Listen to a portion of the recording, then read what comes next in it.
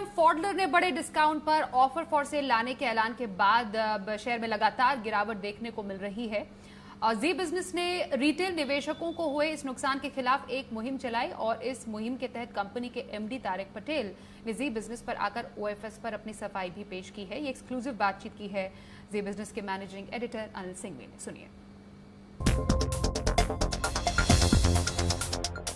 बहुत कम Indian promoters ऐसे हैं जो अपने फॉरेन होल्डिंग कंपनी के या फॉरेन प्रमोटर की स्टेक खरीद लें और बड़ा एक्सपांड करें। मैं उसके लिए आपको बधाई भी देना चाहता हूं। लेकिन फिर यहाँ पर एक सवाल मेरा जो है, डीबीएजी को इतनी क्या जल्दबाजी है या ऐसी क्या है कि वो इतनी बड़ी स्टेक इतने बड़े डिस्काउंट पर बेचकर जा रहे हैं, जबकि आपकी कंपनी बेच शानदार है, बिजनेस प्रोस्पेक्ट्स बहुत अच्छे हैं, जैसा आप एकदम खुलकर कह भी रहे हैं। तो क्या वो आराम से नहीं बेच सकते थे? कोई इंतजार नहीं कर सकते थे? इतनी जल्दबाजी है और इतने नीचे दामों पर क्यों?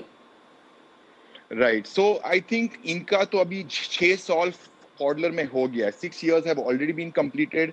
आपको मालूम भी होगा कि ज्यादा करके प्राइवेट इक्विटी 5 साल के अंदर बेच देते हैं, but in spite of that they have waited for 6 years, they have only sold 25%.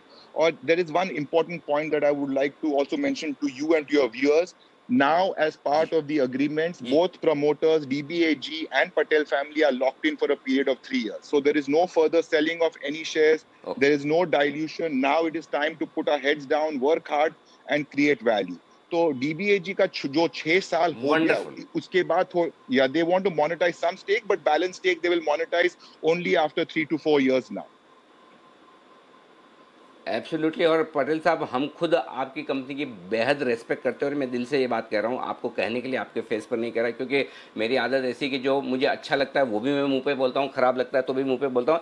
एक और सवाल आप जाएं उससे पहले मैं आपसे पूछना चाहता हूँ, और वो ये कि आपने भी देखा सुना होगा और हमने चैनल पर भी कवर किया था कि ऑफर फॉर सेल आने के ठीक 3 दिन पहले लगातार सिक्योरिटीज लैंडिंग बोरोइंग मैकेनिज्म में शेयर बोरो किए गए। उसके बाद स्टॉक में वॉल्यूम्स काफ़ी हुए, डिलीवरी बेस्ड वॉल्यूम हुए। तो एक बाजार में कई सारे इन्वेस्टर्स के मन में ये क्वेश्चन है, सवाल है कि क्या किसी को पहले से ये जानकारी थी, उन्होंने बोरो किया? क्योंकि आपका शेयर लिक्विड तो नहीं होता था, अब लिक्विड होगा इस ऑफर फॉर सेल के बाद डेफिनेटली। जब इलिक्विड स्टॉक है तो कौन बोरो कर रहा है, क्यों कर रहा है और क्यों पहले बेच रहा है? और जाहिर सी बात है, जब बेचा तब से आज 3 सर्किट तो लग चुके हैं। तो क्या कुछ इस बारे में आप तक कोई सवाल पूछे गए हैं, किसी ने आपसे पूछा है? क्या कोई आपको जानकारी है कि ये क्या हुआ है? तो मेरे ख्याल से I have also read about it. You know, again I want to reassure you and your viewers that from our side there will never be any kind of instance where you can question our the ethics and integrity. तो उसमें तो कुछ सवाल ही नहीं है। And you know, we have so much to lose when we are doing a global acquisitions, when we are bringing in high quality investors. Why would we jeopardize all of this and risk it for something so small? So I would just recommend that whoever is going to probe this, somebody should probe this and find out and get to the bottom of this.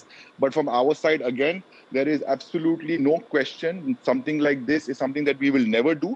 And we have not done as well. So I am not going to really comment on this. But from our side, there is 100% integrity and ethics, like I mentioned to you earlier.